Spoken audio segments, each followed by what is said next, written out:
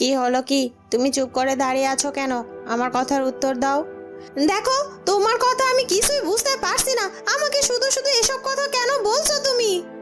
তুমি কিছু বুঝতে পারছো না নাকি বুঝতে চাইছো না? শোনো, তোমরা কি ভেবেছো তোমরা তলে তলে যা করছো আমরা কিছুই জানি না নাকি? আমরা সব কিছু জেনে গেছি।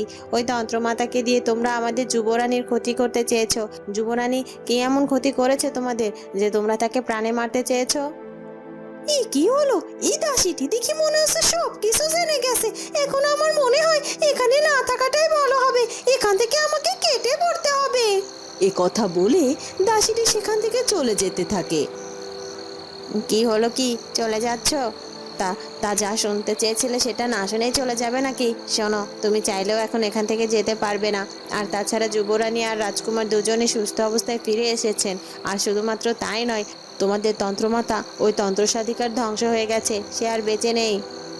কি বলছো কি এসব? তন্ত্রসাধিকার ধ্বংস হয়ে গেছে মানে? কি করে তন্ত্রসাধিকার ধ্বংস হলো?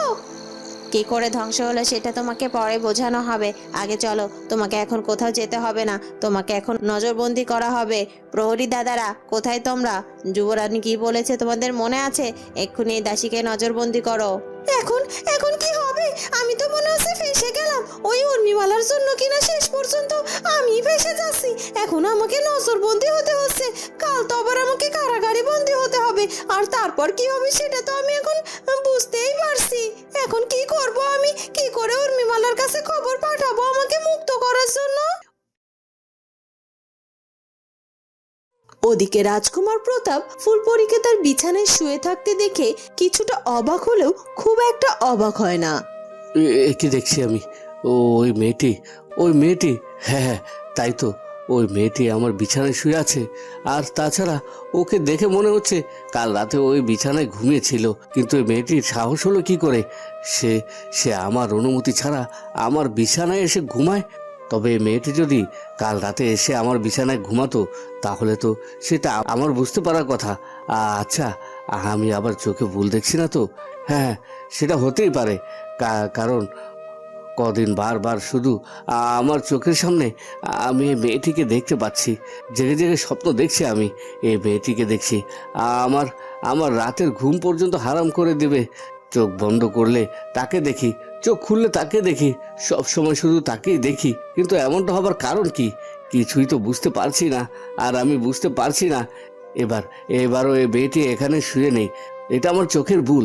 থাক, এবার আর আমি আমার চোখের ভুলকে পাত্তা দেব না। আমি খুব ভালো করেই জানি ওই মেয়েটি নিশ্চয়ই কারাগারে বন্দি আছে। হয়তো মনে মনে এই মেয়েটির কথা ভাবছি দেখেই চোখের সামনে এগুলো ঘটছে। তবে ওই মেয়েটির চিন্তা আমার মনের মধ্যে এত কেন আসছে? ওই মেয়েটিকে তো আমি কখনো কোনো দিনও ভালোবাসতে পারবো না। তাহলে কি করে ওকে আমার মন থেকে দূর করব? ওকে কি আমি আবারও কুটিরে ফিরিয়ে দিয়ে আসবো? যাই হোক, এই মেয়েটির একটা ব্যবস্থা করতেই হবে। যাই, আগে রাজ্যের কাজ শেষ করে আসি, তারপরে মেয়েটির একটা ব্যবস্থা করব।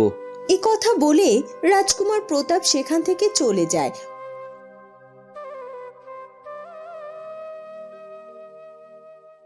ওদিকে দাসী কারাগারে ফুলপরীর জন্য অপেক্ষা করতে থাকে, কিন্তু বেশ খানিকটা সময় পার হয়ে যাওয়ার পরও ফুলপরী রাজ কারাগারে ফিরে যায় না দেখে বড্ড অবাক হয়ে যায় সে। সে কখন থেকে কারাগারের এখানে দাঁড়িয়ে আছি, এখন পর্যন্ত তো রাজবধূ এলো না। তার তো এতক্ষণ লাগার কথা নয়, চলে আসার কথা। কিন্তু সে এতটা দেরি কেন করছে সেটাই তো বুঝতে পারছি না। উনি কি তাহলে রাজকুমারের কাছে আবার ধরা টরা খেয়ে গেল নাকি? আসলে কালকে মনে হয় আমরা একটু বেশি ঝুঁকি নিয়ে ফেলেছি।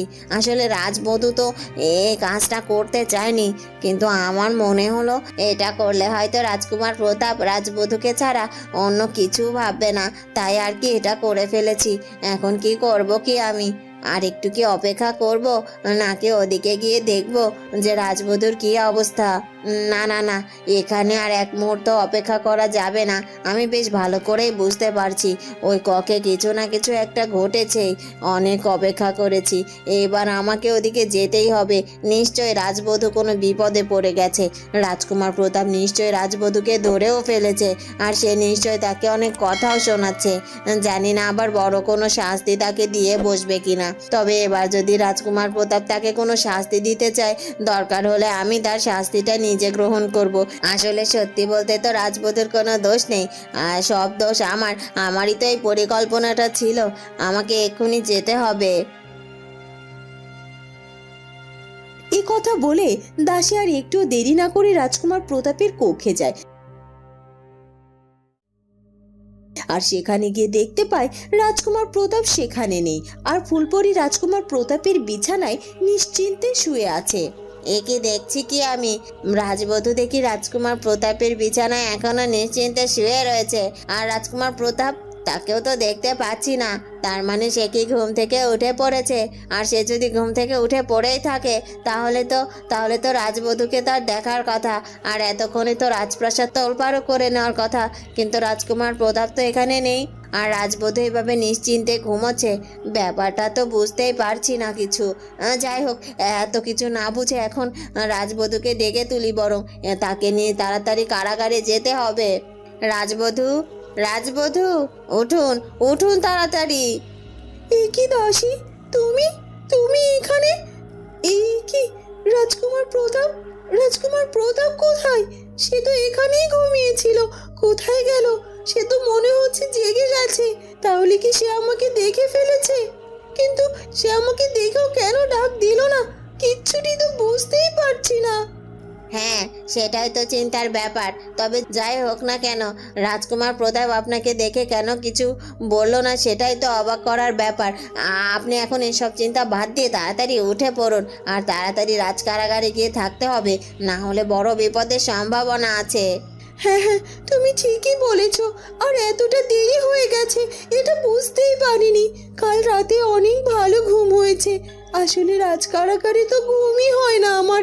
তবে রাজকুমার প্রতাপ ঘুম থেকে উঠে গেল, কিন্তু আমাকে কিচ্ছুটি বললো না। এখন তো এটা ভেবে আমার ভীষণ অবাক লাগছে। অবাক তো আমারও লাগছে, কিন্তু কেন যে রাজকুমার প্রতাপ এসব করছে সেটাই তো বুঝতে পারছি না। বড্ড ভয় করছে। চলুন তো তাড়াতাড়ি এখান থেকে চলুন। হ্যাঁ হ্যাঁ, তাই চলো। রাজকুমার আবার ফিরে এসে যদি আমাদের দুজনকে একসাথে দেখে নেয়, তাহলে কিন্তু এবার আর রক্ষেই নেই। আমাদের তাড়াতাড়ি এখান থেকে বেরোতে হবে।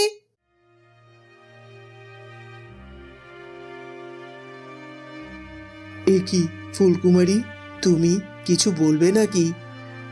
হ্যাঁ মা, আমি আপনাকে বিশেষ কিছু কথা বলার জন্য এখানে এসেছি। হ্যাঁ হ্যাঁ, বলো। আসলে মা, আপনি তো খুব ভালো করেই জানেন আমার উপর কালো জাদু শক্তির প্রয়োগ করা হয়েছিল।